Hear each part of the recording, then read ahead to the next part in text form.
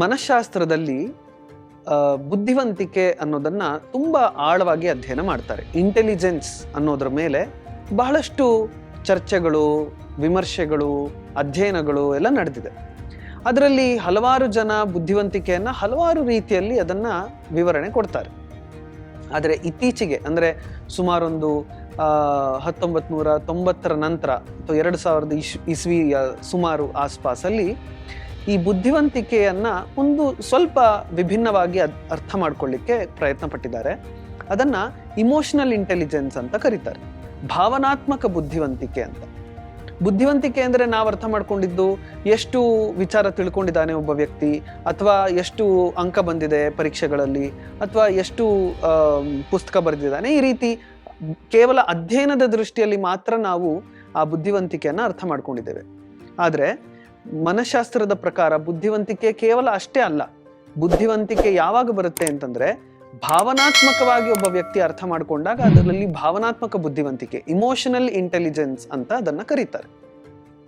ಈ emotional intelligence ಅಂತಂದ್ರೆ ಏನು ಅಂತ ಹೇಳಿ ಹಲವಾರು ಜನ ಅದನ್ನ ಅಧ್ಯಯನ ಮಾಡಿದ್ದಾರೆ. ಆದ್ರೆ ಇದಕ್ಕೆ ನಮ್ಮ ಭಾರತೀಯ ಮನಃಶಾಸ್ತ್ರದಲ್ಲಿ ಒಂದು ವಿಭಿನ್ನವಾದ ಸ್ಥಾನ ಇದೆ. ಮೊದಲಿಗೆ ನಾವು ಭಾವನಾತ್ಮಕ ಬುದ್ಧಿವಂತಿಕೆ ಅಂದ್ರೆ ಏನು ಅಂತ ಅರ್ಥ ಮಾಡ್ಕೊಳ್ಳೋಣ. ಇಮೋಷನಲ್ ಇಂಟೆಲಿಜೆನ್ಸ್ ಅಂತಂದ್ರೆ ಅದು ಇನ್ನೊಬ್ಬ ವ್ಯಕ್ತಿಯ ಮನಸ್ಸಲ್ಲಿ ಅಥವಾ ಅವರ ಭಾವನೆಗಳು ಹೇಗಿದೆ ಅಂತ ನನಗೆ ಅರ್ಥ ಆಗಬೇಕು. ಅದನ್ನ ಭಾವನಾತ್ಮಕ ಬುದ್ಧಿವಂತಿಕೆ ಅಂತ ಕರೀತಾರೆ. ಉದಾಹರಣೆಗೆ, ಎದುರಿಗಿರೋ ವ್ಯಕ್ತಿ ಒಂದು ಚೇರ್ನಲ್ಲಿ ಸ್ವಲ್ಪ ಮುಖವನ್ನ ಚಿಕ್ಕದು ಮಾಡಿಕೊಂಡು ಬೆಂಡ್ ಮಾಡಿಕೊಂಡು ಕೂತಿದ್ದಾರೆ ಅಂತಂದ್ರೆ ಅವ್ರನ್ನ ನೋಡಿದ ಕೂಡಲೇ ನನಗೇನು ಅನ್ನಿಸ್ತು? ಓ, ಈ ವ್ಯಕ್ತಿ ಯಾಕೋ ದುಃಖದಲ್ಲಿದ್ದಾರೆ ಅಂತ ಅನ್ನಿಸ್ತು. ಮತ್ತೆ ಹೋಗಿ ಅವ್ರನ್ನ ಕೇಳಿದೆ, ಯಾಕೆ ಬೇಜಾರಾಗಿದ್ದೀರಾ, ಏನು ಸಮಾಚಾರ ಅಂತ. ಆಗ ಅವ್ರು ಹೇಳಿದ್ರು, ಇಲ್ಲ, ಈ ರೀತಿ ನನಗೆ ಯಾವುದೋ ಒಂದು ಇನ್ವೆಸ್ಟ್ಮೆಂಟ್ ಹಾಕಿದ್ದೆ, ಅದರಲ್ಲಿ ನನಗೆ ಸ್ವಲ್ಪ ಲಾಸ್ ಆಯಿತು ಅಂತ ಹೇಳಿ ಎಕ್ಸ್ಪ್ಲೈನ್ ಮಾಡ್ತಾ ಇರ್ತಾರೆ. ಆಗ ಅವರ ಭಾವನೆಗೆ ನಾನು ಹೇಗೆ ಸ್ಪಂದಿಸ್ತೀನಿ, ಅವರ ಭಾವನೆಗಳನ್ನು ನಾನು ಹೇಗೆ ಅರ್ಥ ಮಾಡ್ಕೊಳ್ತೀನಿ ಅನ್ನೋದು ನನ್ನ ಭಾವನಾತ್ಮಕ ಬುದ್ಧಿವಂತಿಕೆಯನ್ನ ಅವಲಂಬಿಸಿರುತ್ತೆ. ಹಾಗಾಗಿ ಭಾವನಾತ್ಮಕ ಬುದ್ಧಿವಂತಿಕೆ ಅಂತಂದ್ರೆ, ಇಮೋಷನಲ್ ಇಂಟೆಲಿಜೆನ್ಸ್ ಅಂತಂದ್ರೆ ಇನ್ನೊಬ್ಬ ವ್ಯಕ್ತಿಯ ಭಾವನೆಗಳನ್ನ ನಾನು ಅರ್ಥ ಮಾಡ್ಕೊಳ್ಳುವಂಥ ನನಗಿರುವಂಥ ಒಂದು ಸಾಮರ್ಥ್ಯ. ಇದನ್ನ ಇಮೋಷನಲ್ ಇಂಟೆಲಿಜೆನ್ಸ್ ಅಂತ ಕರೀತಾರೆ. ಈಗ ಇದಕ್ಕೆ ನಮ್ಮ ಭಾರತೀಯ ಮನಃಶಾಸ್ತ್ರದಲ್ಲಿ ಯಾವ ರೀತಿಯ ವಿಶ್ಲೇಷಣೆ ಕೊಡ್ತಾರೆ ಅಂತಂದ್ರೆ, ಈಗ ಒಬ್ಬ ವ್ಯಕ್ತಿಯ ಮನಸ್ಸಿನಲ್ಲಿ ಅಥವಾ ಅವನ ಭಾವನೆಗಳನ್ನ ಅರ್ಥ ಮಾಡ್ಕೊಳ್ಬೇಕಾದ್ರೆ ನಾವು ಅವರ ಸ್ಥಾನದಲ್ಲಿ ನಿಂತು ಯೋಚನೆ ಮಾಡಿದಾಗ ಮಾತ್ರ ಅರ್ಥ ಆಗೋದು, ಇಲ್ಲ ಅಂದ್ರೆ ನಮಗದು ಅರ್ಥ ಆಗೋದಿಲ್ಲ. ಆದ್ರೆ ಇದನ್ನ ಇನ್ನೊಂಚೂರು ಆಳವಾಗಿ ನೋಡಿದಾಗ ನಮಗೆ ಗೊತ್ತಾಗೋದು, ಒಬ್ಬ ವ್ಯಕ್ತಿಯ ಭಾವನೆಗಳನ್ನ ಅರ್ಥ ಮಾಡ್ಕೊಳ್ಬೇಕಾದ್ರೆ ನಾನು ಕೇವಲ ಅವರ ಸ್ಥಾನದಲ್ಲಿ ನಿಂತು ಯೋಚನೆ ಮಾಡಿದ್ರೆ ಸಾಕಾಗೋದಿಲ್ಲ. ಆ ವ್ಯಕ್ತಿಗೆ ಏನು ಅನುಭವ ಆಗ್ತಾ ಇದೆ ಅಂಥ ಅನುಭವ ನನಗೂ ಆಗಿರ್ಬೇಕು, ಅಥವಾ ಅದರ ಜ್ಞಾನನಾದ್ರೂ ಇರಬೇಕು.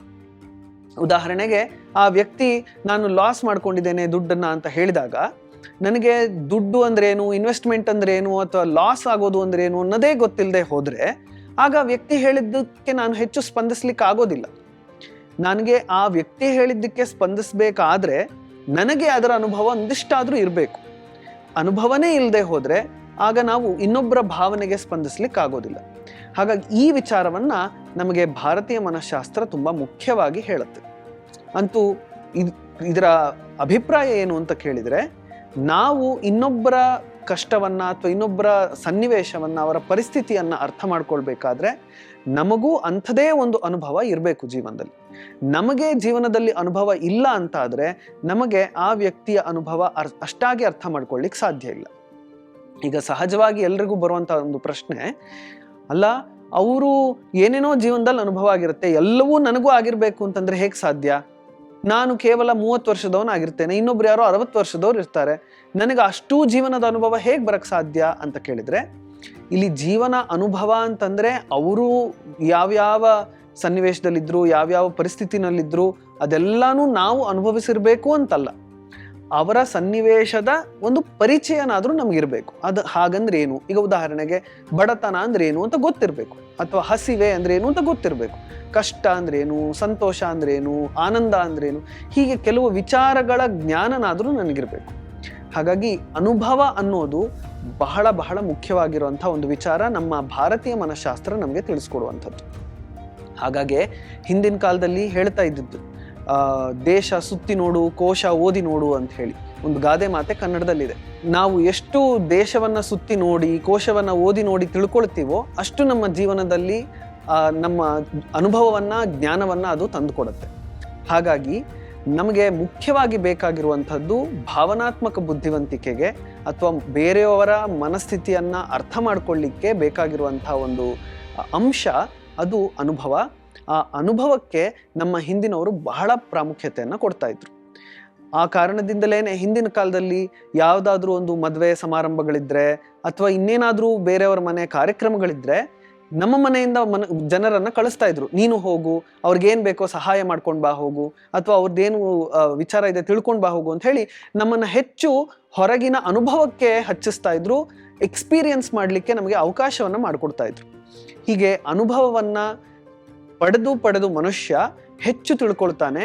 ಈ ಅನುಭವಕ್ಕೇನೆ ನಮಗೆ ಹೆಚ್ಚು ಬೆಲೆ ಇರುವಂಥದ್ದು.